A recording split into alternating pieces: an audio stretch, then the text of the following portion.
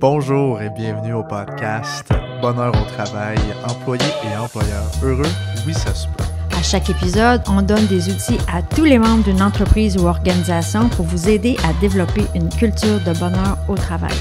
Bon épisode!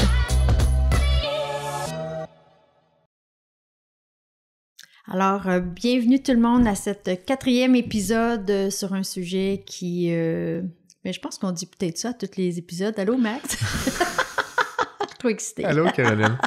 Moi aussi, je suis excitée. Oui, je pense que quand on a préparé cette chronique-là, définitivement, ça a éveillé beaucoup de choses pour nous. Ouais. Autant pour l'importance que de vouloir partager ces trucs-là avec tout le monde. L'importance que ça a dans nos vies, tant personnelles que professionnelles. Définitivement. Et puis, c'est ça. Alors, c'est quoi le sujet du jour? Bien, ce sont les valeurs. Les valeurs. Ouais. Alors, c'est quoi? Ça mange ça en hiver? Mais je pense que pour moi, c'est vraiment un outil de travail essentiel, autant avec mes clients individuels que dans les entreprises, parce que une fois que tu connais consciemment tes valeurs, c'est comme une boussole pour toi qui te dit si tu es sur la bonne route ou pas sur ton chemin, autant de ta business que toi personnellement. Donc, ça agit comme une boussole. Fait que des fois, quand ça va moins bien, on peut se référer, on est-tu en train de vivre en congruence avec nos valeurs, etc. Fait que c'est un bon outil d'avoir dans son entreprise, puis que personnellement, on soit conscient de ça, parce que c'est une question de, une fois que tu les connais, c'est d'ensuite de ça, de prendre ça pour t'aider à prendre des décisions, d'aider à de faire de la planification, de la stratégie. Ça vient t'aider à vraiment, comme un phare, de dire, est-ce qu'on s'en va tous dans la même direction et tout ça, tu sais. Définitivement. Puis ça te définit comme une entreprise, comme une entité, au même titre que ça te définirait en tant que personne, tes valeurs. Donc, c'est un petit peu comme ton code génétique à la fin de la journée, où c'est ça qui va faire la différence entre ton resto d'un autre resto, du point de vue, surtout du point de vue juste du marché de la main-d'œuvre ou quand on se cherche des employés, par exemple. Oui, je pense que c'est ça, puis je pense que tu as mis le doigt dessus, ça vient comme un restaurant ou un bureau comptable ou une compagnie de construction, peu importe, t'as la base, l'essence même d'une entreprise de ce type-là. Mais après ça, ce qui vient mettre la sauce, le piquant, tout ça, c'est ta saveur de tes valeurs. Oui, bon, ça, les saveurs de tes valeurs. Les saveurs de tes valeurs, j'adore ça. Mais j'aime ça à plusieurs niveaux, surtout parce que justement je faisais justement de la recherche pour l'épisode d'aujourd'hui, puis je suis passé à travers puis j'ai vu une citation justement où il y avait c'est Ayn Rand, la philosophe, qui disait que le bonheur, c'est un état d'esprit qui vient dans le fond de l'accomplissement de ses valeurs. Donc les valeurs, c'est ça qui vient vraiment structurer ta personne ou ton entreprise vers le bonheur, vers qu'est-ce qui te rend réellement heureux. Puis je fais une référence pas au dernier épisode, mais au premier épisode, où on parlait de l'équation qui est un petit peu qui est reconsidérée, qui est remis un petit peu à l'envers. C'est pas le succès qui mène au bonheur, mais bien le bonheur qui mène au succès. Oui. Puis les valeurs, c'est un facteur clé qui te mène vers le bonheur. Oui, puis je sais pas si pour toi, Max, tu peux te remettre en question par rapport à tes différents emplois que tu as eus. Tu sais, moi, je le sais que des jobs que j'avais où j'étais pas heureuse, mais j'étais pas consciente le pourquoi de, puis plus souvent qu'autrement, c'est une question que tes valeurs à toi ne peuvent pas être honorées, puis soit ils sont vraiment à l'opposé de l'entreprise, fait que là, ça crée comme un clash entre les deux, puis là, tu es comme, je suis pas bien ici, mais pourquoi? C'est parce que justement, tes valeurs, ta boussole de valeurs veut t'emmener vers ce chemin-là, puis les valeurs de l'entreprise ou des personnes avec qui tu travailles s'en vont dans une autre direction. Fait que là, il y a comme un conflit interne qui s'installe en soi, qui nous déchire, parce que là, on a de la difficulté à rentrer au travail parce que justement, c'est cet opposé-là. Tu sais. Puis c'est malheureusement, il n'y a pas un emploi qui va être plus important que tes valeurs. Du moins au sens intérieur, en tant que personne, en tant qu'humain. Il n'y a pas comme un... Tu peux pas t'en détacher. Pas être aligné avec tes valeurs va faire en sorte que tu vas être plus malheureux dans l'endroit où tu te sens, où tu te trouves. Donc, tu sais, c'est ça, faire l'exercice des valeurs puis apprendre à se connaître en tant qu'employé. Je prends vraiment l'exemple d'un employé à ce moment-là. Et faire la recherche sur les valeurs et la culture d'entreprise d'une entreprise pour laquelle tu aimerais appliquer. C'est ton meilleur moyen de choisir tes collègues. On disait souvent qu'on n'avait pas le choix. On peut pas choisir délibérément nos collègues, puis c'est vrai. On peut pas prendre des gens dans nos amis puis dire ben toi tu vas venir travailler avec moi pour quelqu'un d'autre.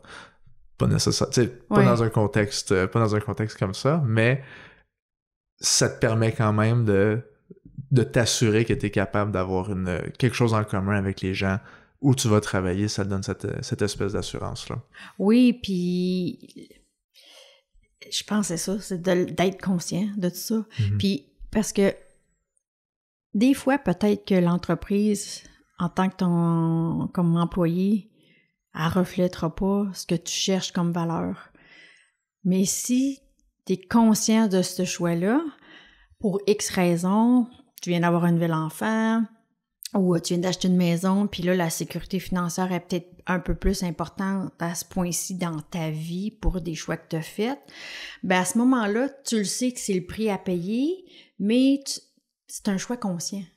Que inconsciemment, que là, tu te butes continuellement à pas être heureux. Là, t'sais. Fait que je pense que c'est important de savoir ça, puis que d'une entreprise ou un employé nos actions soient en congruence avec ça, mais que si elles le sont pas, ben c'est un choix qu'on a fait consciemment et tout ça. Puis il y a une autre citation que j'aime bien, les étiquettes divisent et les valeurs rassemblent. Fait que je pense que ça mérite d'être dit, les étiquettes divisent et les valeurs rassemblent. Puis tu sais, comme je pense qu'avec Félix et tout ça, puis avec toi, ça a été une des premières choses qu'on s'est assis puis qu'on a discuté une fois qu'on a fait un peu le bon, ça a l'air de quoi le podcast et tout, mais c'est quoi tes valeurs à toi, les valeurs à moi et Félix, puis ce qui a fait que ça nous a rassemblés pour savoir que ce projet-ci a des bonnes chances de réussir parce que justement, on est toutes les trois en congruence avec ces valeurs-là et tout ça. T'sais. On avait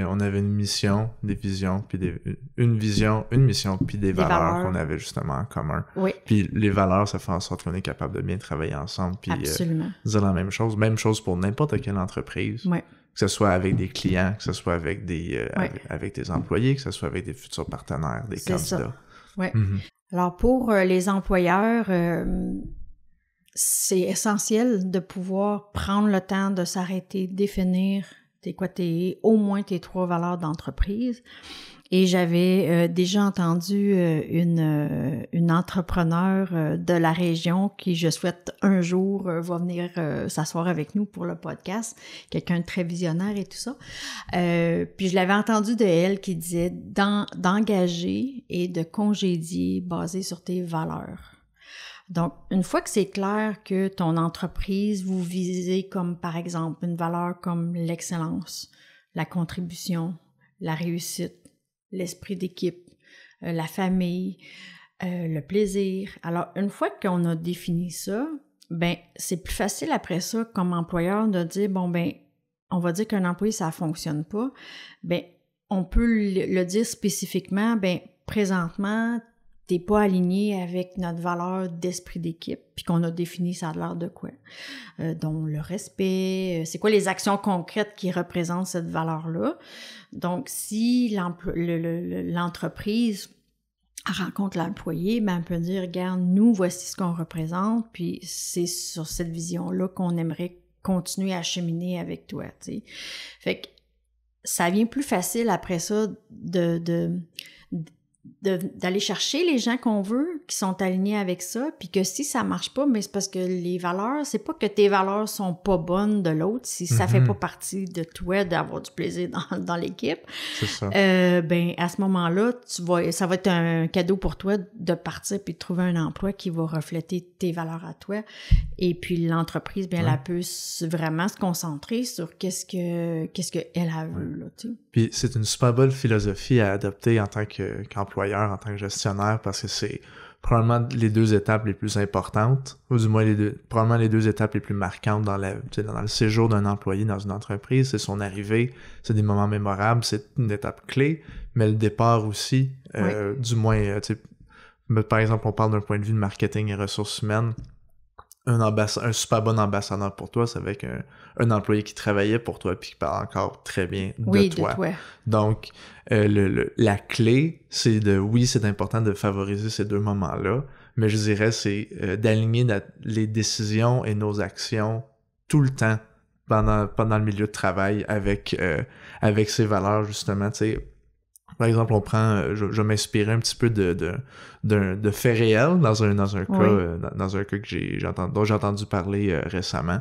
Je vais twister un petit peu les modalités, mais par exemple, cette entreprise-là avait eu une amende, je pense que c'est comme le 3e avertissement, une amende que leurs employés respectaient pas les règles de la CNSS en termes de santé et sécurité au travail.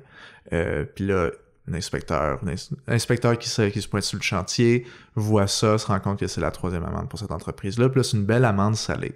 À cause de ça, l'entreprise, elle peut pas se permettre de donner des bonus aux employés cette année-là. Si, par exemple, là, dans le cas réel, ils ont réussi à le communiquer rapidement, ils l'ont annoncé, ils ont expliqué pourquoi, puis ils ont été extrêmement clairs. Ça, c'est super bon. Parce que si, par exemple, dans leurs valeurs, ils disaient que la communication, c'est quelque chose qu'ils valorisent beaucoup, et ils ont décidé de réagir au lieu de répondre quand il y a eu la nouvelle qu'il y avait une amende, puis ils avaient dit « OK, mais là, on va pas leur dire, on va décider d'attendre à, par exemple, plus tard. » Ben, eux autres, ils s'attendent quand même à avoir un bonus, ils sont pas informés. Peut-être qu'il y en a qui vont dépendre de ce bonus-là pareil, c'est important de le dire rapidement. Parce que c'est dans le respect de nos valeurs, puis c'est dans le respect de tous les autres aspects toutes les autres valeurs ou tous les autres aspects humains de la personne, des employés. Si tu valorises tes employés, tu vas communiquer rapidement, puis tu vas communiquer n'importe quelle bonne ou mauvaise nouvelle d'une façon qui est claire, mais alignée avec tes valeurs aussi. Oui, ben c'est sûr, on peut pas dire qu'on a comme valeur la communication, puis ensuite de ça, pas être transparent, de pas aviser, d'être cachotier, etc. Donc, effectivement, peu importe la situation qui se produit, que les actions reflètent les valeurs que tu dis. Tu sais. Je pense qu'on en a peut-être parlé si on se dit qu'on est une famille, puis que finalement, c'est pas ça pantoute l'atmosphère, c'est une autre chose qui fait que ce qu'on identifie, qu'on dit haut et fort que sont nos valeurs, mais que les actions reflètent pas, ben ça cause problématique. Tu sais. Il y avait une statistique qui disait je pense que c'était 52% des CEO, là, des chefs d'entreprise qu'ils savent que une culture d'entreprise avec des valeurs qui sont bien définies, suivies, etc., que la productivité, l'énergie, la créativité est là. Fait que je pense que les valeurs, c'est pas juste pour ton entreprise de savoir où tu t'en vas, mais ça donne aussi, voici la route à tes employés de prendre, tu sais. Donc, quand c'est clair pour tout le monde, c'est bien communiqué, l'entreprise, les gestionnaires le dégagent, ces valeurs-là, ben aussi c'est prôné par l'exemple, hein, si on veut. Donc, les employés, plus facile de suivre ce chemin-là puis de savoir s'ils sont à côté de la traque ou pas. Exact. Puis cette énergie-là, justement, elle va être transférée, par exemple, aux clients. C'est souvent le premier réflexe d'un employeur, d'un entrepreneur, dans le fond, de favoriser sa marque de commerce, ses valeurs, c'est pour ses clients, c'est pour le bon succès et la rentabilité de l'entreprise. Mais donc ça va définir au niveau client, mais Ouais. Ça peut autant te définir au niveau, dans le fond, de candidat, Ouais. Définir ton entreprise, ta culture d'entreprise, les pratiques de travail. Donc, l'environnement de travail, ça va te permettre justement d'être reconnu comme un employeur aussi. Ouais. Puis ça vaut de l'or aujourd'hui. Mm-hmm. Oui, parce que je pense qu'on a la fausse croyance que s'il y a une pénurie de main-d'œuvre, tu sais, on peut pas être sélectif, mettons, avec tes employés que tu veux embaucher, sauf que si c'est clair, net, précis, tes valeurs que tu dégages, ben tu deviens déjà là plus attrayant, ta marque d'employeur, dans ta terminologie que tu aimes utiliser, ta marque d'employeur, elle est claire, elle est rayonnante, puis les gens viennent vers toi parce que tu les attires au lieu d'être pris à prendre dans un bassin de « faut que je prenne qu'est-ce qu'il y a », là, tu sais. Exactement. Fait que je pense qu'on peut se permettre d'être sélectif parce que les coûts à long terme de pas être sélectif, des fois sont peut-être plus grands que les répercussions à court terme de ce manque-là. Ça coûte nettement plus cher. On pourrait explorer ça. On pourrait explorer cette notion-là, justement. C'est quoi les coûts liés à... le roulement d'employés. Oui, juste le taux de roulement. Ouais. Donc, prendre n'importe qui, ça cause un taux de roulement incroyable. Ouais. Donc, être capable de prendre quelqu'un puis les fidéliser, c'est ça la clé. Ouais. C'est le nouveau recrutement, la fidélisation. Oui. Tout à fait. Fait que je pense que si l'on parle en termes d'employés, tu n'as fait allusion à ça un petit peu dans l'ouverture, à l'introduction. Comment c'est important, comme individu, de savoir t'es qui, c'est quoi tes valeurs à toi, qu'est-ce qui est important pour toi. Puis, je pense qu'il faut faire la nuance aussi, hein, parce que les valeurs, c'est comme un mot.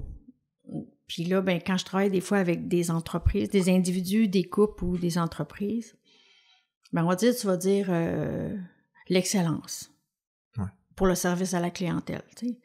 Ben, peut-être ton boss, là, lui, là, qu'est-ce qu'il entend par ça? C'est faut que tu travailles 20 heures semaine pour que le client soit satisfait, là, tu sais. Fait que ça, c'est sa définition à lui. Fait que si toi, l'excellence, c'est d'être bien reposé, travailler, quitte à retourner 2 jours après ou quoi que ce soit, mais c'est tout dans la définition de cette valeur-là, elle a de l'air concrètement de quoi dans nos actions. Ouais. Donc, oui, il faut savoir, tu sais, moi, c'est la liberté, la créativité. Alors, je le sais, c'est quoi mes valeurs, mais je sais, ça a l'air de quoi dans tous les jours, tu sais. Non, ben, exactement. C'est par exemple, dans les valeurs, ou du moins dans les pratiques de travail, dans ce qui est permis, la flexibilité versus la rigidité, tu sais. Est-ce que tu es obligé de faire un 9 à 5 bien strict, ou est-ce que justement tu peux y aller et revenir vraiment de façon beaucoup plus flexible tant qu'on rencontre les objectifs? C'est ça. Puis il y a 2 milieux de travail pour chaque personne. C'est exactement ça qu'on pense qu'il faut se plier pour cette personne-là. Là. Non, il y a d'autres entreprises qui sont dans la rigidité, sont dans la routine, puis ça a cette cadence-là. C'est ce qui fonctionne mieux pour eux. Fait que de trouver des employés que c'est ça qui fonctionne mieux pour eux, c'est parfait. Puis d'autres que c'est besoin d'être plus flexible, plus libertin, tout ça, ben on peut trouver chaussure à son pied. Fait que par exemple, un cabinet de comptable, c'est assez standard, pas standard, mais tu sais, ça peut être assez standardisé. Qu'est-ce qu'ils font justement? Ça peut être assez... tu peux avoir le même emploi à plusieurs endroits. C'est ça, ta job comme tel, d'une place à l'autre, va être 90% la même. Oui, exactement. Mais c'est ce qui va faire la différence dans la rétention des employés, dans la fidélisation des employés, c'est justement tes valeurs, tes pratiques de travail, ta prise de décision qui est alignée avec tes valeurs, avec ta mission, puis ta vision, puis la façon dont tu définis ton bonheur au travail. C'est ça. J'ai des firmes comptables qui me viennent en tête. Il y en a qui sont hyper philanthropiques, sont très engagés dans la communauté, tout ça. Donc, si pour toi, c'est une valeur de donner au suivant, de partager ton abondance et tout ça, puis que là, tu trouves un emploi avec cette firme comptable-là qui... eux aussi sont impliqués dans des projets plus grands que juste faire le travail, ben, tu vas te retrouver une une affiliation dont on parlait dans le CAAA, dans notre premier épisode et tout ça, tu sais. Mais puis je pense à mon beau-père défunt qui, lui, était avocat. Puis lui, il s'est retrouvé avec une firme d'avocats qui avait des valeurs chrétiennes. Ça, c'est ce qui les unissait. Donc, pour eux autres, il y avait ces valeurs-là en commun, en dehors de faire le travail d'avocat, etc. Fait que si c'est de représenter tel type de clientèle ou d'aller pour des gros contrats qui ont beaucoup de prestige, ben à ce moment-là, on est capable encore là, comme je dis, de trouver chaussure à son pied. T'sais. Oui, exactement. Ouais, fait que ça, c'est une bonne petite chose à savoir de définir puis d'apprendre à connaître ses valeurs en tant qu'employé va t'emmener loin dans ta vie, autant pour ton personnel que professionnel, tu sais. Fait que je pense qu'on est peut-être rendu à notre petite place qu'on aime bien, c'est que sans action, on a juste de l'information et non de la transformation. Alors, on est à cet endroit-là. Alors, je pense que pour cet épisode-là, notre petit appel à l'action qu'on vous propose, c'est vraiment de prendre le temps de définir tes valeurs en tant qu'entreprise ou en tant qu'employé.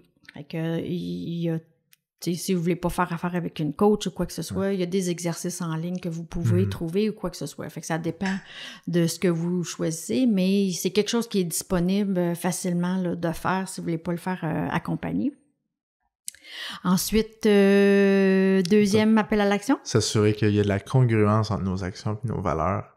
Donc, une fois qu'on les a définies puis on sait à quoi ça ressemble, on a déjà une meilleure idée, on a déjà une bonne idée de comment est-ce qu'on veut exécuter nos valeurs, comment est-ce qu'on les vit. Oui.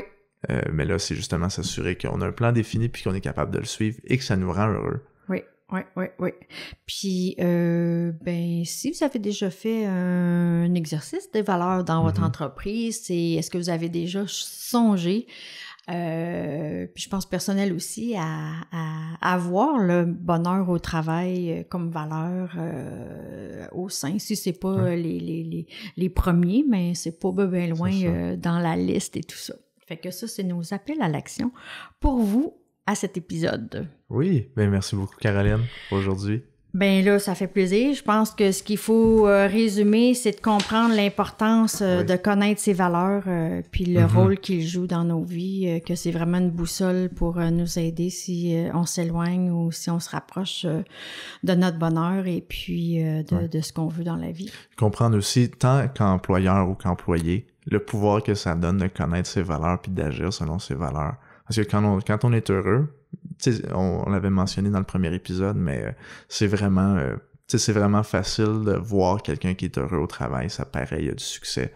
Donc, être capable de connaître ses valeurs puis de les reconnaître, puis de vivre avec ces valeurs-là, c'est ça la clé. Absolument. Puis que je pense que c'est ça, c'est que nos actions sont vraiment là après ça, qui suivent ces choses-là, puis que nos choix sont en lien avec ces valeurs-là, puis je pense que c'est là qu'on le voit, comme tu dis si bien, quelqu'un qui est heureux et tout ça, c'est que souvent, c'est que cette personne-là vit en intégrité avec ses valeurs. Il est déjà temps de terminer cet épisode. Alors, merci Max pour cette belle entretien. Ça fait plaisir. Merci à toi, Caroline. Merci Félix, notre fidèle compagnon derrière les caméras. Et merci à vous, chers fidèles auditeurs. Si vous écoutez, vous entendez ce message, c'est que vous avez écouté jusqu'à la fin. Alors, merci beaucoup. Merci à vous, chers auditeurs. Revenez-nous la semaine prochaine pour un autre épisode de Bonheur au travail. Employés et employeurs heureux, oui, ça se peut. Merci de visiter notre chaîne YouTube. Vous pouvez nous voir aussi sur les réseaux sociaux tels qu'Instagram et Facebook. S'il vous plaît, likez, commentez, partagez. Et on se revoit la semaine prochaine. Merci. Bye. Bye.